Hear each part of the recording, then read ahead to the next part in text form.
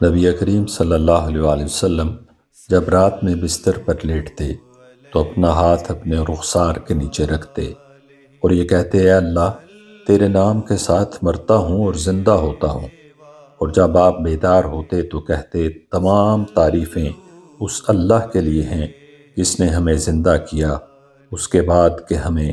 موت مراد نیند ہے دے دی تھی اور تیری ہی طرف جانا ہے۔ ام المؤمنین سیدہ عائشہ رضی اللہ عنہا نے بیان کیا کہ جب رسول اللہ صلی اللہ علیہ وآلہ وسلم لیٹتے تو اپنے ہاتھوں پر پھونکتے